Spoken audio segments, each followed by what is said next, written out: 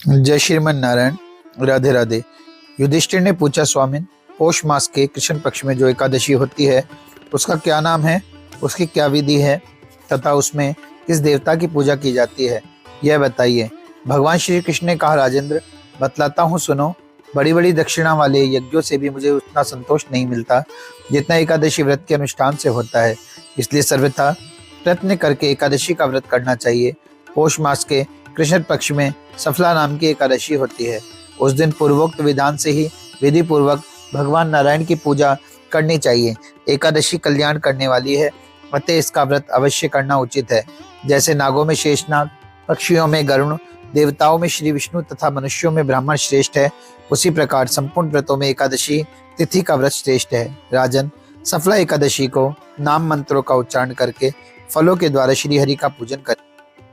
नारियल के फल, सुपारी, बिजोरा नींबू, जमीरा नींबू, अनार, सुंदर आंवला, लौंग, बेर तथा विशेषतः आम के फलों से देव देवेश्वर श्री हरि की पूजा करनी चाहिए। इसी प्रकार धूप दीप से भी भगवान का अर्चना करें। सफला एकादशी को विशेष रूप से दीप दान करने का विधान है। रात को वैष्णव पुरुषों के साथ जागरण करना चाहिए। जागरण करने वाले को जिस फल की प्राप्ति होती है वह हजारों वर्ष तपस्या करने से भी नहीं मिलती। नृपश्रेष्ठ, अब सफला एकादशी की शुभ कारिणी कथा सुनो। चंपावती नाम से विख्यात एक पुरी है जो कभी राजा महिष्मत की राजधानी थी। राजर्षि महिष्मत के 5 पुत्र थे। उनमें जो ज्येष्ठ था वह सदा पाप कर्म में ही लगा रहता था, पर स्त्रीगामी और वैश्यासक्त था। उसने पिता के धन को पाप कर्म में ही खर्च कर दिया।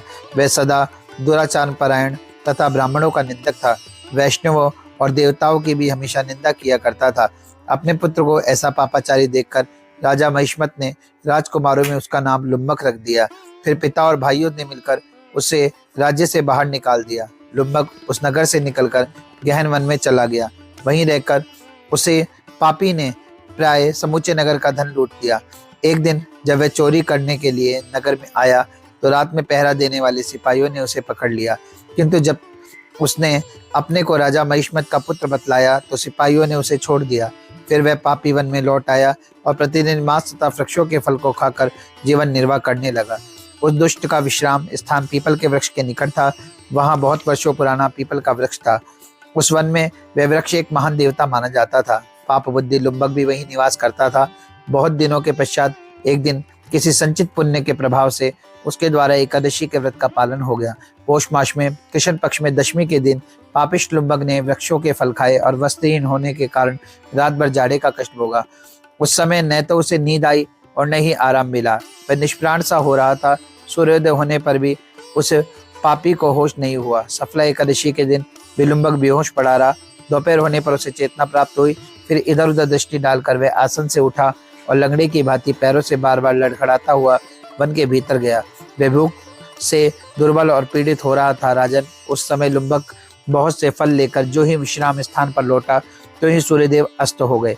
तब उसने वृक्ष की जड़ में बहुत से फल निवेदन करते हुए कहा, इन फलों से लक्ष्मीपति भगवान विष्णु संतुष्ट हों। यूं कहकर लुम्बक ने रात भर नींद नहीं ली। इस प्रकार अनायास ही उसने इस व्रत का पालन कर लिया।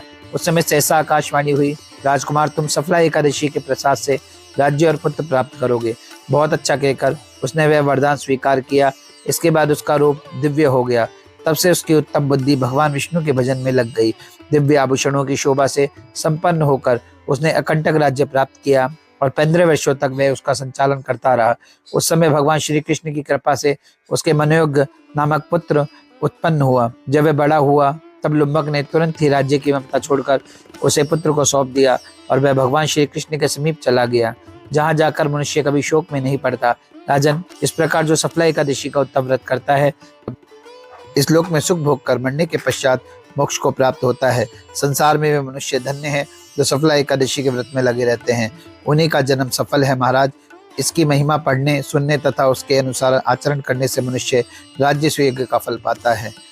जय श्रीमन नारायण। राधे राधे।